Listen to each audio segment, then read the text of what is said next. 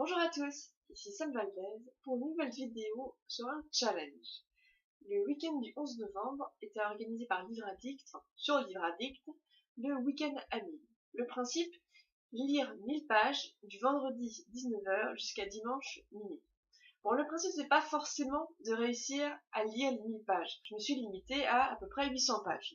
Du coup, je vous présente les livres que j'ai lus pendant ce week-end à 1000. On a tout d'abord La femme au carnet rouge d'Antoine Lorrain, que j'ai vraiment beaucoup aimé. C'est un coup de cœur de cette année. L'histoire, c'est qu'en fait, une femme se fait agresser le soir en rentrant chez elle. La personne lui arrache le sac. Le sac va être retrouvé le lendemain par un libraire lors de l'ouverture de sa boutique. Il récupère d'abord le sac pour aller le donner au commissariat malgré les regards étonnés des personnes dans la rue et dans la salle d'attente. Sauf qu'au commissariat, on lui annonce qu'il va falloir patienter plusieurs heures avant qu'on puisse s'occuper de lui, même si tout le monde le félicite d'avoir ramené le sac. Sauf que lui, il ne peut pas attendre, il a une boutique à ouvrir et décide de garder le sac en attendant une prochaine fois où il aurait plus de temps pour le redéposer. Finalement, il va décider de devenir enquêteur d'un jour, voire même de plusieurs jours, car il va commencer à fouiller le sac de la jeune femme, donc la femme au carnet rouge, pour essayer de la retrouver.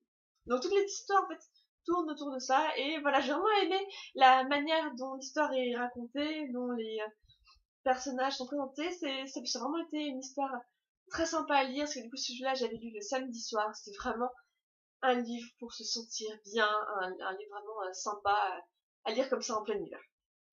Le deuxième, c'est l'histoire d'Hélène Keller de Hickok. Alors cette histoire, ça fait des années que je l'ai. Donc l'histoire d'Hélène Keller, en fait, donc on suit Hélène. Au début du livre, elle a 6 ans.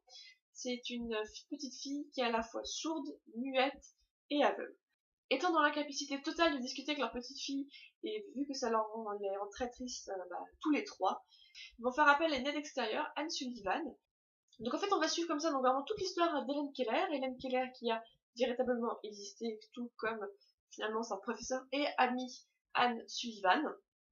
Une histoire qui a vraiment été très émouvante à plusieurs reprises, alors que l'écriture est assez simple.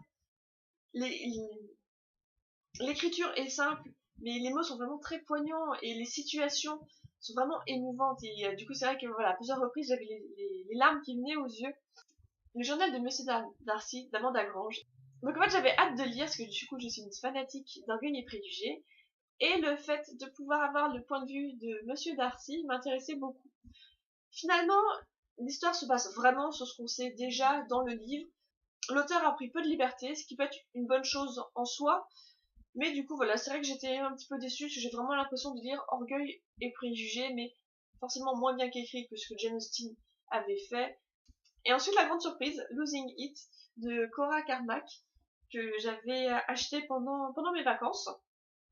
Et du coup, j'avais commencé à le lire, donc du coup j'ai fini de le lire pour le week-end à Lille, pour arriver justement aux fameuses 800 pages. Du coup, il est en anglais. Bon, c'était un amour interdit, donc c'est vrai que j'aime beaucoup les amours interdits. Bliss a la vingtaine, elle est étudiante aux États-Unis, et dans un bar, elle va rencontrer un charmant jeune homme, forcément. Elle le ramène chez lui, mais finalement, il ne se passera rien.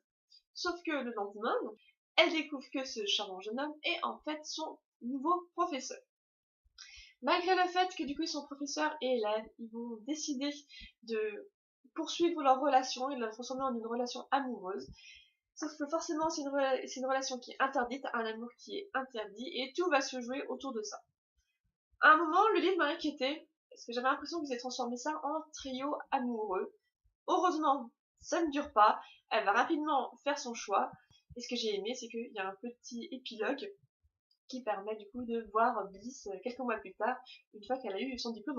Donc voici pour les livres que j'ai lus pendant le week-end à 1000. Le bilan est finalement assez positif. Moi j'ai bien aimé avoir comme ça tout un week-end à lire. C'est vrai que ça m'a vraiment motivé. Et finalement ma technique d'avoir choisi des livres qui à chaque fois ne font pas beaucoup de pages était une bonne idée.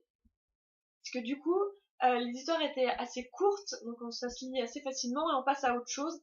Et si je repartis par week-end à 1000, je referai pareil, comme ça plein de petits livres, mais qui surtout sont très différents les uns des autres.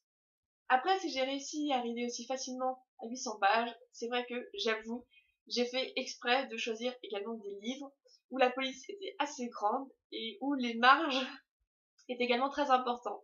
Dans les livres à la base que j'avais sélectionnés, il y en avait qui justement étaient écrits très petits, avec des marges très faibles, et du coup je savais que pour lire une page, ça allait prendre forcément beaucoup plus de temps que de lire une page d'essai à 4 livres. Si le challenge vous intéresse, surtout n'hésitez pas à y participer de vous-même ou éventuellement pour les prochaines éditions en 2017. Je vous laisse de toute façon le lien dans la barre d'infos. D'ici là, je vous souhaite de bonnes lectures et je vous dis à bientôt.